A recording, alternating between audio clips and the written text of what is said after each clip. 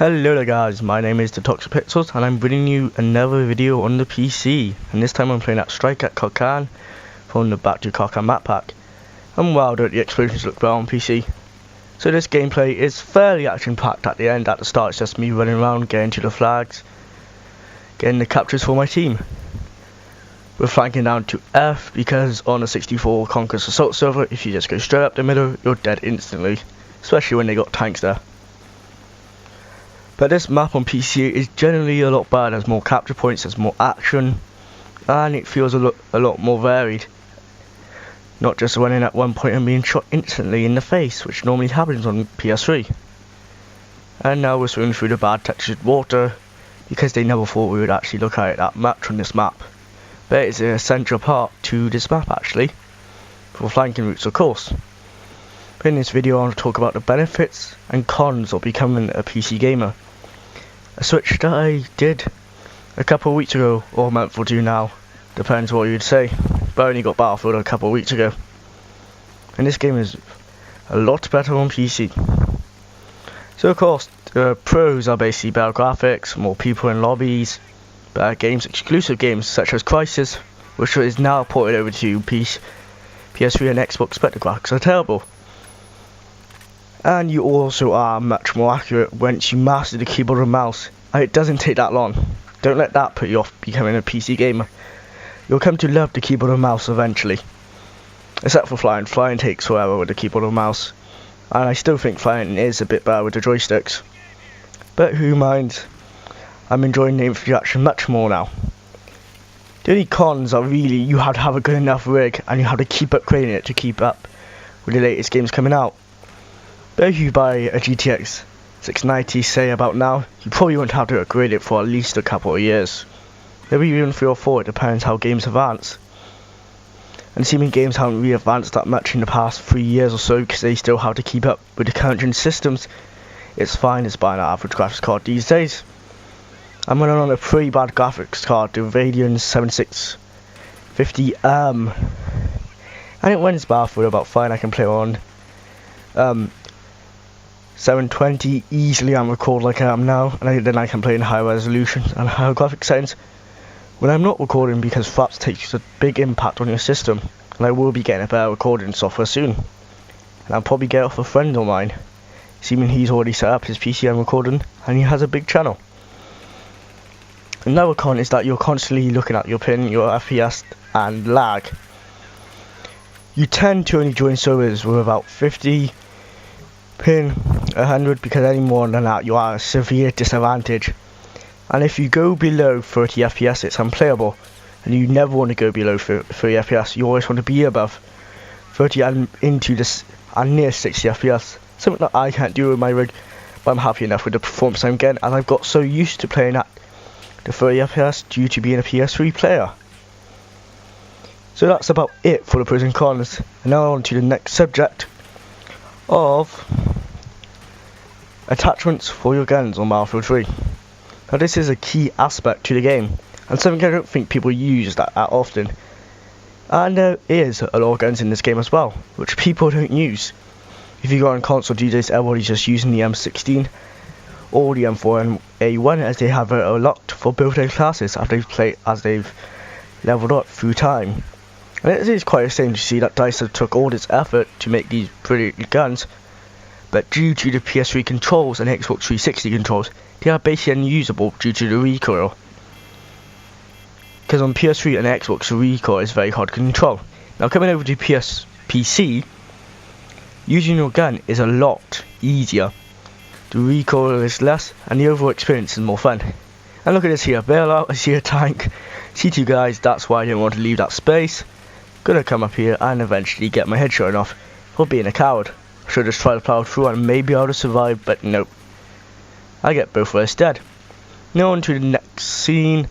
Respawned here, and we are getting dominated by the flags at the moment, but we are somehow still managing to win due to the increased ticket count at the start. But let's see what we can do. I finally have the G36C back, my favourite gun in the game. I still have the most kills with it on PS3, and I have the most kills with it now on PC. I'm running the holographic sight, which is one of my favourite sights in the game. the foregrip and the heavy bow. The foregrip and heavy bow are essential if you want to do well at long ranges, medium ranges, or even short ranges. You need to be running those two attachments. The foregrip decreases recoil and the heavy bow gives your gun a bit more range with a tiny bit increased recoil, so those two kind of balance each other out, which is a nice experience. And now I was wondering where the flag was, because on PS3 it's in the middle, but in fact on this one it's behind the building, which is quite unusual in my opinion. I prefer it being in the middle, it offers more combat, but who minds, there's more flags and there's going to be bad map design in some places. And there's also a flag over there to the left, which is now moved on top of the hill and is D, but it offers some variety in the environment, or variety, however you say it. But back to the topic of attachments. If you only want scope in the environment, you're screwed. If you don't run the foregrip on some guns, you're screwed. And if you are not using a flashlight or laser on some of the close quarter guns, such as the M5K, you're putting yourself at a mega disadvantage. The M5K is a gun I've used mainly to level up, and it is a very good close quarter gun, as I have been playing 64 team deathmatch on Northside Canals, as that is a pretty fun experience if you're using the M5K with a laser sight. The laser sight increases your hip fire actually, so with the M5K you can jump around corners and just spray and you're going to get the hits. You don't even have to aim with that gun, it's that accurate with the laser beam. It's basically a laser cannon. But for the assault guns, you want to be using the ACOG or the scopes which offer a bit more zoom. Here this map is quite close quarters, so I'm just using the holographic sight. On PS3 and Xbox, you can't use the ACOG sights. It's just they're too hard to aim with, in my opinion, and there needs to be something to help out the PS3 and Xbox 360 players. There is aim assist, but it doesn't even help that much. On PC, these scopes are usable, and you see a lot more people using them, and it offers a lot more long range engagements. Sorry for not being able to speak today. And this is a match I played about half an hour ago. I was trying to record all of last night, but I wasn't getting the gameplay, which was quite annoying, seeing that I was playing all day the day before, and I was getting great gameplays, but not recording. Could be taking the Switch in resolution, but I don't know. I don't know if you saw back then, the guy was firing and killed me even though he wasn't even looking at me, and that probably is suicide lag. And here, hit fire for days, get the kill, not die, and then survive and steal someone else's kill. And he was probably lagging out a bit. But it's easy points, which is all that matters at the moment. I'm only level 25 and I need to level up fast to get to better guns and equipment.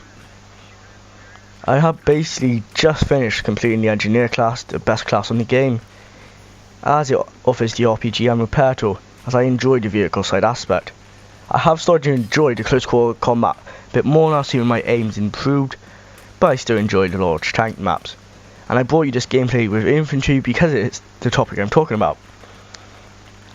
See, if I was running now like a rifle 6x scope, it would not be suited for the environment. I would find it very hard to aim, and it's pointless on this gun. Using it on the Scar H or the L85, maybe that is a good choice, but not for this gun.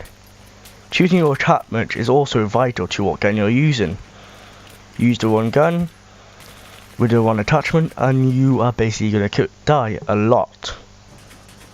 And that's another thing, you want to use the right gun for the right situation.